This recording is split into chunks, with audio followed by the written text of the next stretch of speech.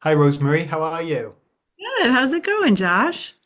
Yeah, great, thank you. And so excited to be able to talk to you because I had an incredible time with this film. I thought Elizabeth was a great role. And then, of course, we get that moment where you get to show off that iconic smile this franchise is named after. So I guess I wanted to know to begin with, how long did you work on that? And what was that process like for you? It's funny because I feel like the only person who knows what it's like is Parker. He knows exactly what the smile is, and it's really technical. It's really just down to the turn this way, look this way, and also keep acting, do a monologue, kill yourself, have prosthetics. So it was definitely a lot of, this going on. But it was day one. It was the very first scene we shot.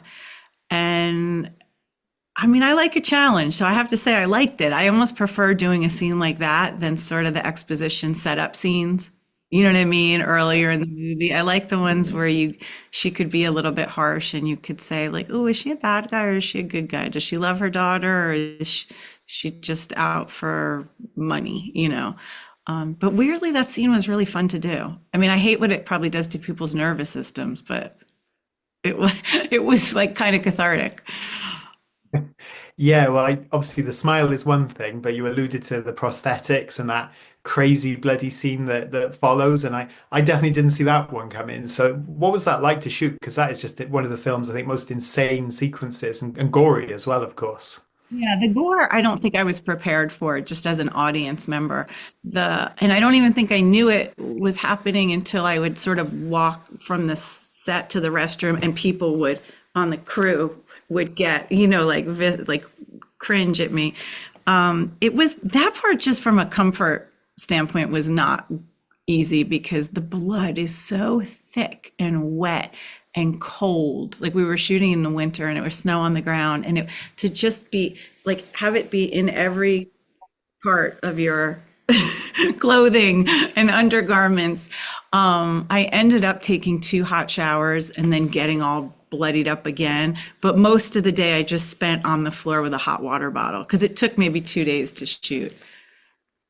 Wow. And of course, before we get to that madness, you do, as you mentioned, get to explore that mother-daughter dynamic with Naomi Scott. So, you throw in the fact she's her manager as well, which complicates things. But what was it like to work on that dynamic with Naomi? Because again, I think it was a really interesting one before we get to the horror of it all. Yeah, I mean, I was kind of glad that we started off with it because the more I got to know Naomi, she's such a lovely human. She's playing someone who's sort of more self-involved and, paranoid and, just not considering other people or just not capable.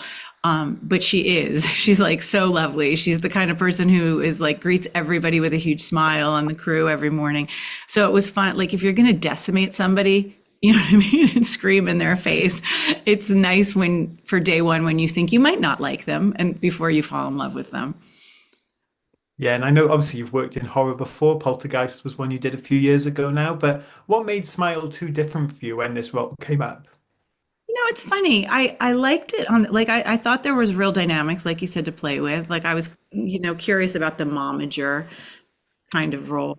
And I also wondered what it would be like to be part of something that was kind of just like so genre. Like Poltergeist was really grounded in like the family and reality. And then, you had to pretend there were spirits. But this one was like, oh wait, I'm gonna like myself. Like I don't want my kids to ever see it, but I wanted to do it once. Yeah, and there's that. I know when you've most sat down to watch the film, there's that great final scene with obviously what happens to Naomi's character and the creature that we see. What was it like for you to see that final sequence? Because it's such a great twist, obviously, seeing that Elizabeth is still alive. She's in the crowd. So what was that like? Yeah.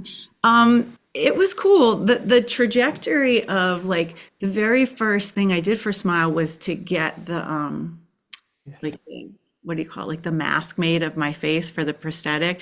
And I brought my little one. Don't ask me why. I mean, she wanted to come. Not that she was going to see anything gory, but then we were in the special effects shop and I saw them making that thing that kind of crawls into her. And that's when I was like, oh, this is going to be really cool. Because it wasn't CGI'd, it was all real stuff. You know what I mean? Wow. Like they really made that giant.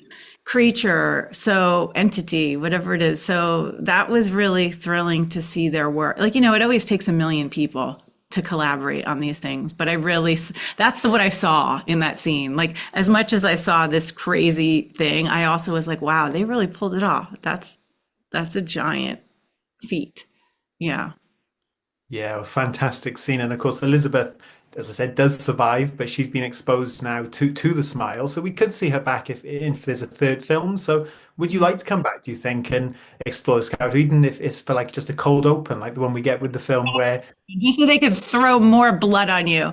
I'm always open to all things because you never know where you're going to find like fun or just like a creative challenge. So who knows? Yeah. yeah, and I know you've worked with some great filmmakers over the course of your career, but to work with Parker, you said he knows the secret of the smile. What was that like for you? It was good because, it's harder when you're working on something and people are like, we don't know what it is. You know what I mean? Like, just try something else. That is where it gets kind of hard. So with a movie like this, you want it to be precise because like the jump scares, like I was happy with how well that scene worked. And that's because he knows exactly where he's going to cut away and exactly what he's going to show. So yeah, it was satisfying. Oh, fantastic. Well, Rosemary, thank you so much for your time. I love this film. I love seeing what you brought to the table in it, and certainly hope we get to see you back to do something else in this franchise. So thank you again. Thank you, Josh. Lovely to meet you as a big fan of your work as well. Thank you so much.